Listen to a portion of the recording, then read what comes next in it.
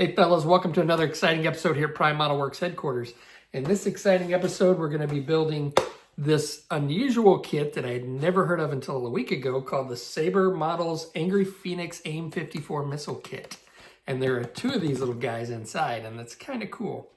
I've been wanting to do a figure, but I'm more of a plain guy, so this is kind of like a cross between both. It's kind of a fun little thing.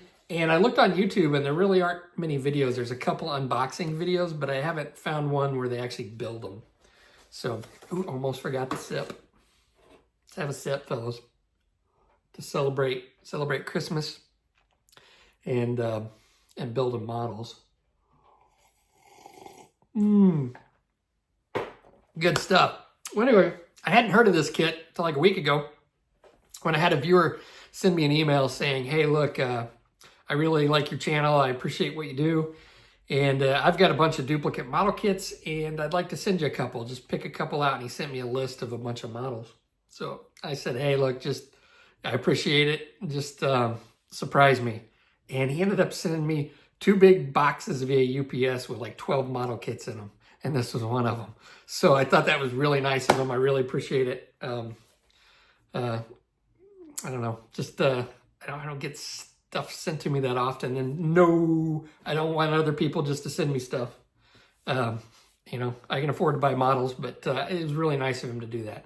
A bunch of cool kits, some stuff I've never seen before or built before. Now, there was one called a T2 Buckeye, which looks kind of cool.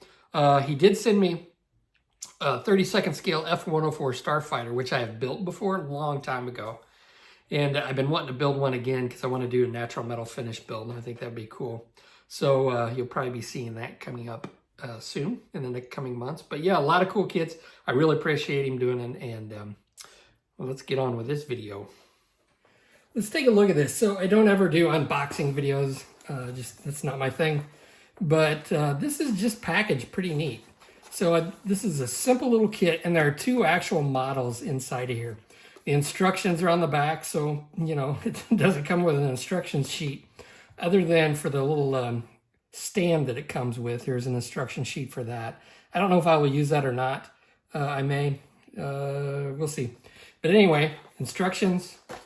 There's like a painting guide, and we'll open it up right here, and there are 2 kits inside. So here's the instruction sheet for the stand. And here's the stand. They're all clear parts, which, those are kind of hard to clean up. Not sure if I like those, but we'll see. And then it comes with 2 of these kits. So let's go ahead and pop this open.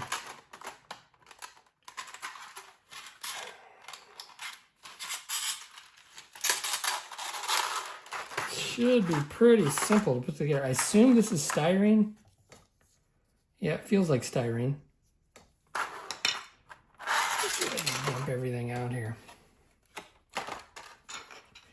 All right, very simple. And this is already off the sprue.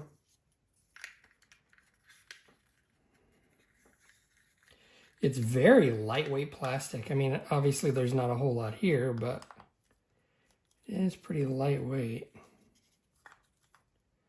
Now there's going to be seam cleanup on this, but everything else should be pretty self-explanatory. It almost feels kind of rubbery. But I think it's the same stuff. So anyway, this is, what is this? Okay, back here.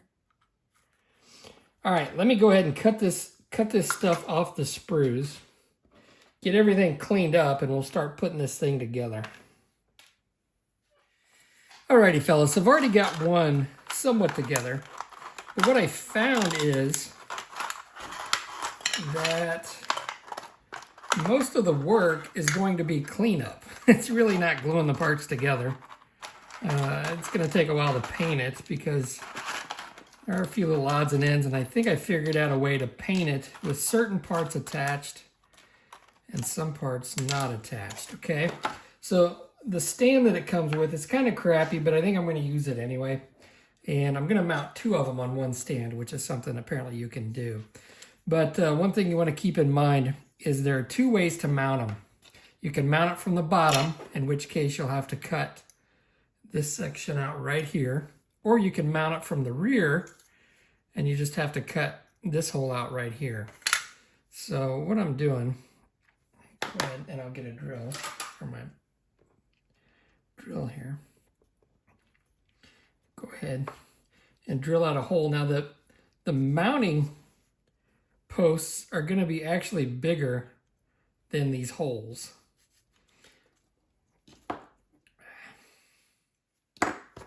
So you're going to have to cut these holes out to be a little bit bigger, but we can do that after I get it all together. Get it taken care of. So when I'm talking about the not really seam lines, but I mean, there is one big seam line right across the middle, which isn't that big of a deal. Now the other one, yeah, this one looks like it might go together a little bit better. I was thinking I might have had a step in the other one, in which case you just cut off these posts here, but I think it's going to be okay. So the first thing you want to do, make sure you get this in place.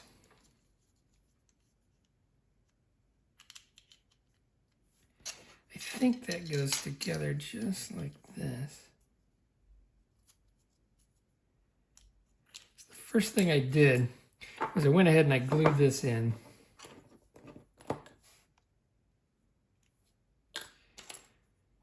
Glue this rear piece in.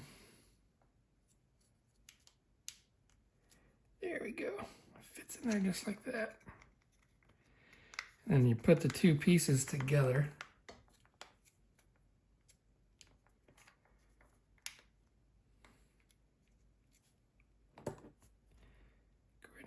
Glue this in.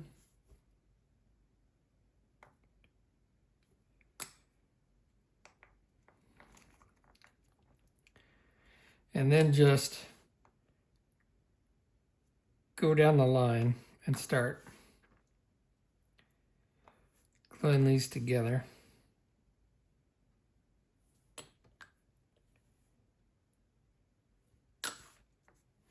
Just like so. So pretty simple. I mean, there's really not a whole lot to it. I mean, this isn't it's not a major kit. And therefore, there really aren't too many fit issues that I've found. I've dry fitted some of the other parts.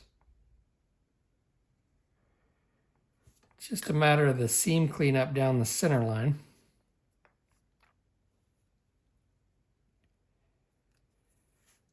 Get some glue right here. Now, they do give you, right here, they've got extra spikes. I'm not sure why they have you glue some on and not others. I don't really understand that, just to give you something to do, I guess. But they do have these bolt heads that go along the back here. And I can kind of see that because you're going to have to sand, and you would sand away that detail if it was raised detail. Now on the front, up here, they've got little rivets, but they stop right here.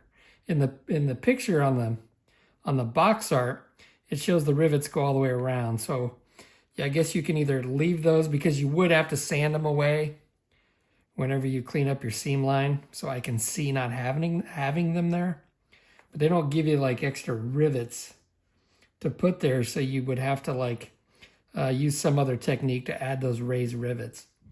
You could always sand those away and then put recess rivets, which I may do, I don't know. I may try to add rivets. I may just sand those away and put recess rivets, but then that wouldn't make sense because they have the raised rivets on the fins.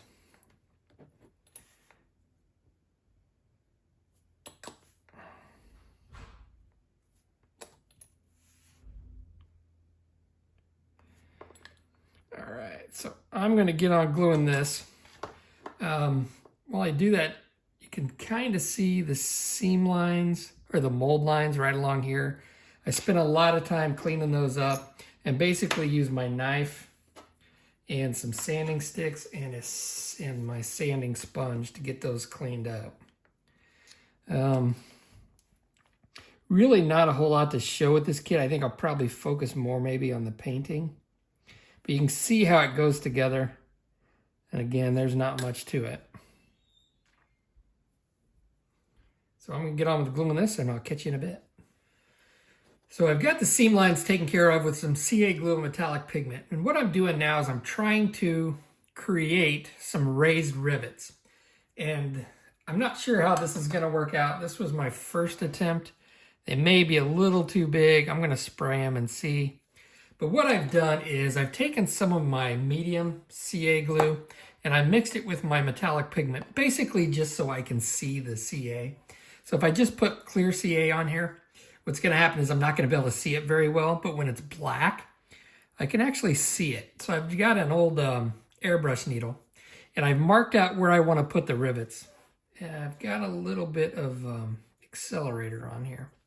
Okay, so I'm just getting some of this on here, and I have to come in here and just barely touch it and just try to put the right amount. Oh, that looks pretty good. Come in here again.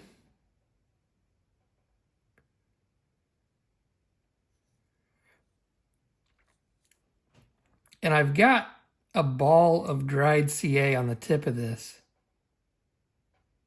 because I tried to do this with just the needle and it didn't quite work out. So basically I just want to get some CA glue on here. Come in here and just barely touch it and try to get the right size raised rivet.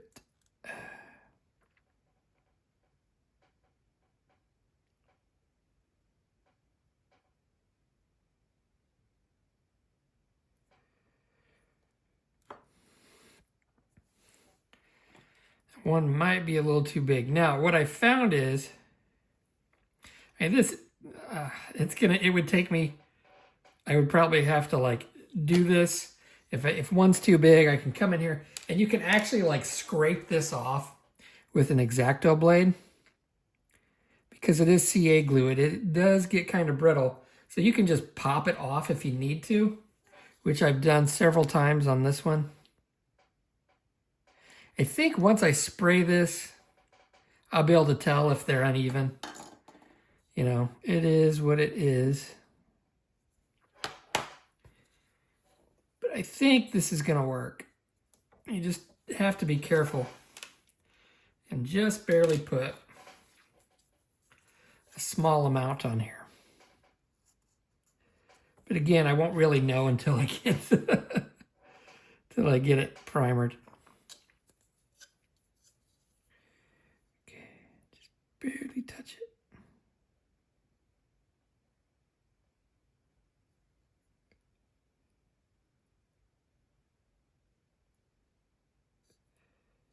Now, if I tried to do this with thin CA, it would just run everywhere and would flatten out too quickly.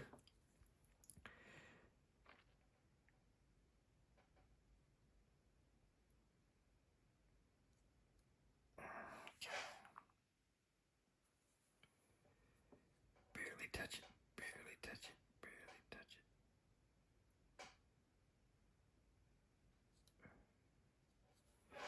Okay. Hit it with some accelerator. So when I prime this, I will be able to tell whether or not I did a good job or not. And maybe it won't be so extremely oversized that you can't hide it.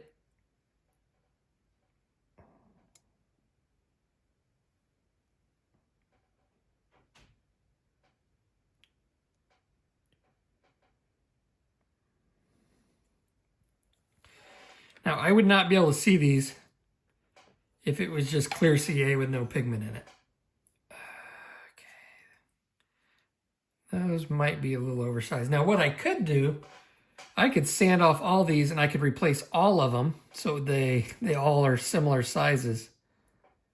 But we're not going to do that. Okay, I needed to put one more here. So anyway,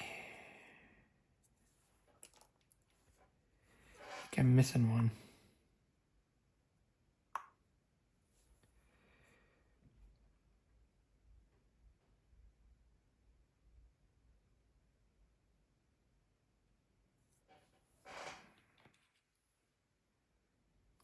All right. So hopefully that remedies my issue. All right, so I'm gluing on these little pieces, and I glued all these bolts on around the back. And basically what I did, I'll show you how I did that. If I can grab the other set. Oh, here we go. So basically what I've done is, and you're gonna lose, I lost one of these. I think they give you one extra. So I basically just cut these out with an X-Acto blade. And then I had to manipulate it with the actual point of my knife. And I would just come along here. Where did that piece go? Okay, it's right there. All right. So I would just put a little bit of Tamiya extra thin. I would pick it up with the point of my X-Acto blade.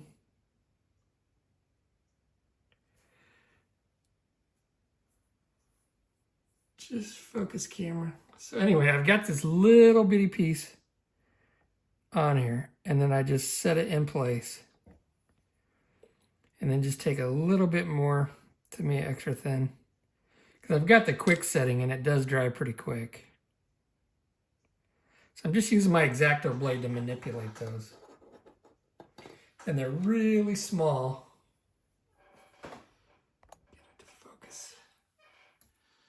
There they are. They're really tiny. Now for these spikes that you got to glue on, which I think they're just, I don't know why they would do this, but I used my poster putty to hold them so I can pick them up a little bit easier. Now these are somewhat difficult to put on. Okay, and they're arranged. Let's see if I can. So this should go in here just like so. And I'm using my fingers because they are slanted. So if I try to pick them up with tweezers, they're just going to pop out. So just put a little bit in here. I should have this oriented the way I want it. I can just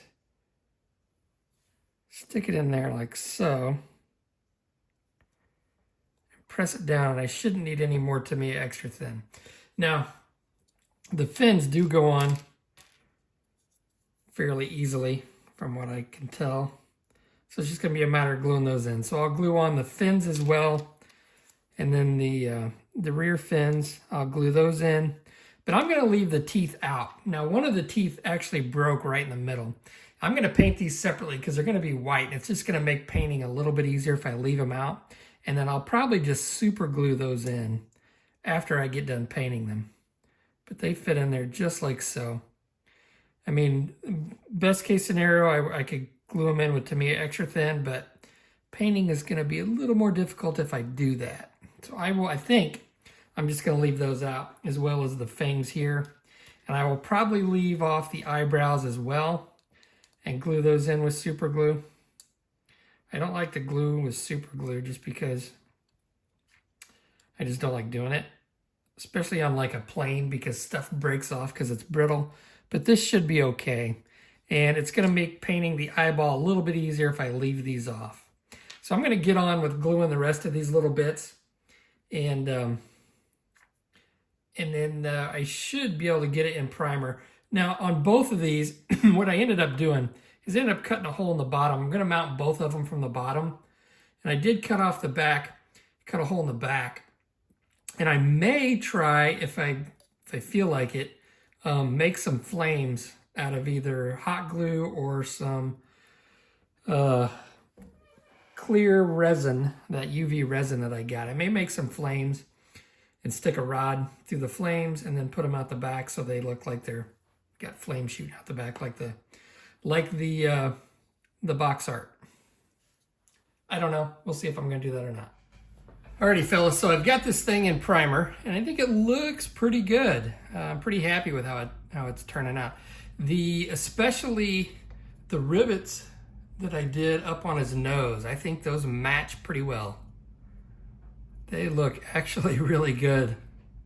A little, if you really get down to it, they are a little bit bigger, but unless you knew, I don't think you would notice that they're just a tiny bit oversized, but I think that turned out pretty well. Okay, so anyway, now I've got these in primer. I wanted to try to replicate the flames coming out. I just think that would look really cool. And this is what I've come up with. I don't know if I'm gonna like it. I don't know if I'm gonna use it, but it's hot glue and an acrylic rod, and I'll show you how I did it. So I went ahead and I bent an acrylic rod in the shape, basically in the shape that I wanted the flames to be. And what I'll end up doing, if I do keep these, is I'll just glue it into the hole back here, just like that. I'll show you. So I think that will look pretty cool. But I think I've done this before on like an MAK kit. So basically I've got my hot glue gun here, and all I'm doing, see if I can do this on camera, is I'll start up here and I'm just slowly going to twist this around, and I'm slowly gonna build this up. Now I don't wanna like put a whole big blob on here all at once, because what'll happen is it will just, I'm afraid it will soften this acrylic rod if I put too much. I'm just kind of going back and forth. I'm going to build it up more towards the base.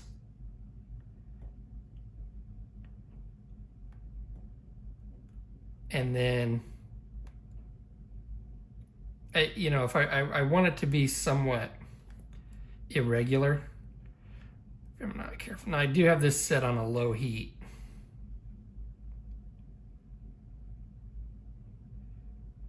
I'm just slowly building this up.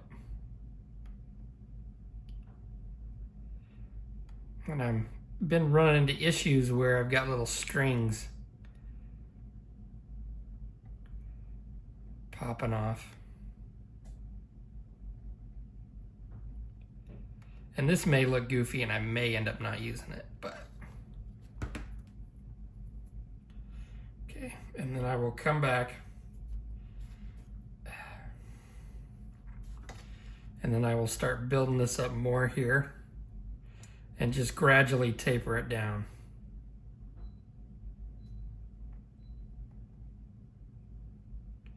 Just like so.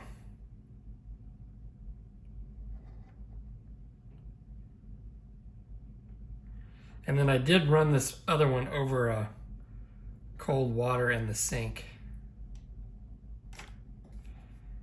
Right, so that's basically how I'm doing it. And I just keep building it up until I get something that looks like that. All right, let's go ahead and close this video out by looking at the progress that we've made. This is gonna be a two-part series. In the next episode, I'll get it painted and finished up. And it's gonna, I'm not sure exactly how I'm gonna paint them yet, but we will cover that in the next episode. Now the stand I really didn't cover. It's pretty self-explanatory. There's no glue necessary. They give you screws and nuts that hold these joints together. And then you can maneuver it and move it how you want. They do give you two complete bases, so you could actually make these separately and just have one per base. But they also give you the option with 3 different holes. You could put 2 or 3 if you had another kit on there on one base. So I think it looks cool with 2 of them on one base. I think I'm probably going to do that. The flames, depending on how I paint those, how well those turn out during the painting process, I think I'm going to use them. I think they look kind of cool and kind of imitate the box art there. So anyway, I appreciate you watching, and I will catch you on the next episode.